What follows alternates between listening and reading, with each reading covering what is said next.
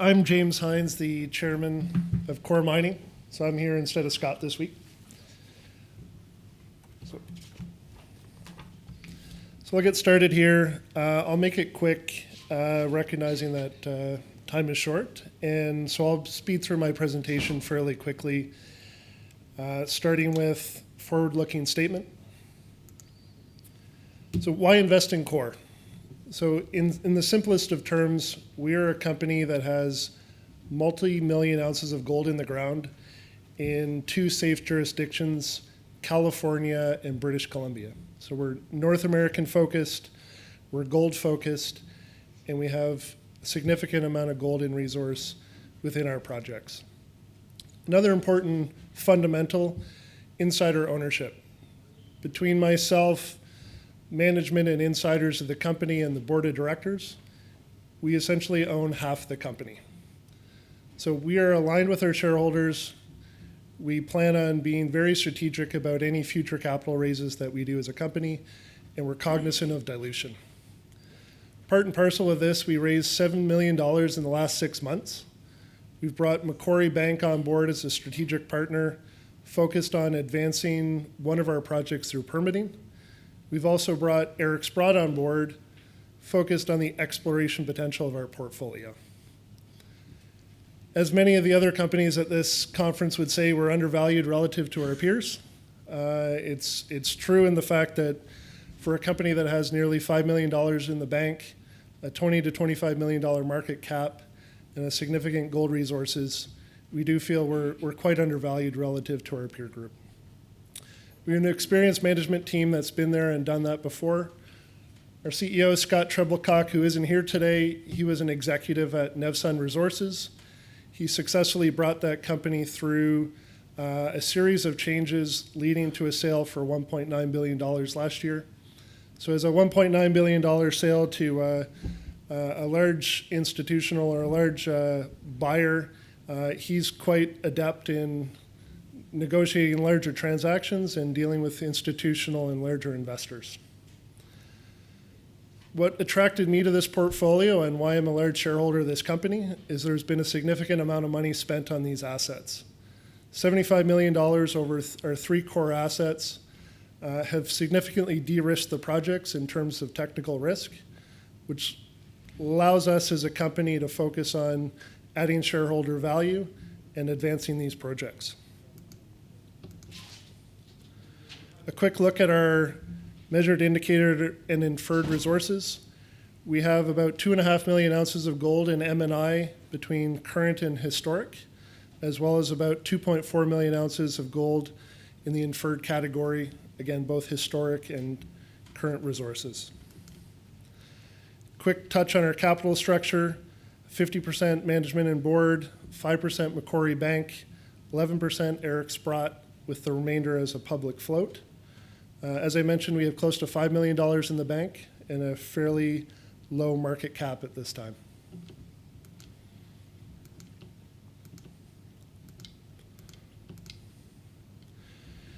Catalysts are pretty critical at this point in time in the junior market, junior gold mining space. We have a key project, our Imperial Project, located in Imperial County, California. The objective of this project and our current use of our time on that project is to take this project through the permitting stage. It's a well-advanced project. It's development ready. It just requires active permitting. We've recently brought on a COO, Marc LeBlanc, who has experience in California on both permitting and feasibility studies that will be managing moving that project forward. Additionally, we staked nearly 20,000 acres of ground around that project just in September.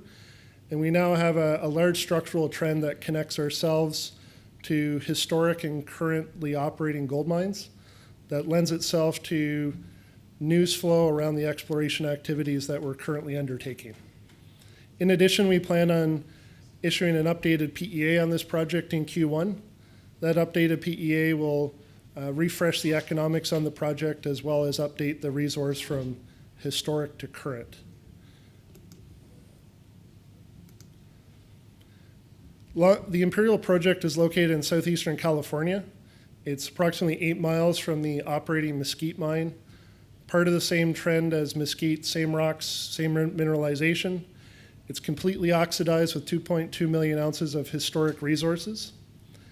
There's over 200,000 feet of drilling on the project. It's a shallow oxide deposit that's been well studied with metallurgy, biological and environmental studies, a historic feasibility study, and a historic PEA. The project is road accessible, access to good infrastructure, and has water on the property. As I mentioned, it's a simple oxide resource, fairly shallow, run-of-mine potential for a heap leach operation. Again, very similar to the operating Mesquite Mine and similar to the past-producing Glamis Picacho Mine. As I mentioned, Macquarie made a $4 million contribution to the company in May of this year. Those funds will be primarily used to advance this project through permitting. Because this project hasn't been explored in nearly 25 years, the project is open in a number of directions, including between the pits that have been designed on the project, along strike, down dip, and also regionally. As you can see in this slide, the Imperial Project is in the middle of your slide, the red outlining the historic pit design. Top left corner, you'll see the existing and producing Mesquite Mine owned by Equinox Gold, and the past producing Picacho Mine in your right-hand side in blue. We've staked the entire trend that connects these three projects together along the same structural corridor. Our focus on this project, as we're advancing the project through permitting, will be ensure that we use modern geophysics, sampling, and undertaking to add targets to this project for exploration drilling. Our Long Valley project is the project that I find particularly intriguing. It's a 3.3 by 2 kilometer footprint epithermal deposit. It's a project that was drilled in the 1980s and early 1990s with typical drilling depths to 80 meters. Despite the fact it was only drilled to 80 meters, it contains nearly 2 million ounces of gold in the top 80 meters of this deposit. It's an intact epithermal deposit, has seen a significant amount of RC drilling on the oxides with predominant sulfide mineralization is where the drilling would have ended with that RC drilling. So what we've undertaken to do is remodel this deposit, relog a number of the past drill holes, and conduct TerraSpec and XRF work to model alteration as well as metal zonation, so we can actually target the boiling zone of this deposit and the feeder structure. So we think underneath this current 1.8 million ounce deposit, we have the potential to find high-grade sulfides within what would typically be the feeder structure or boiling zone of a deposit like this. In addition, we have a geophysics program that is currently underway. It's an IP program that'll help in our targeting to identify this structure that's feeding the overlying deposit that we have today.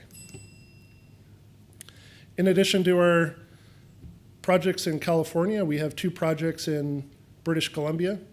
These are not far from the Barkerville terrain.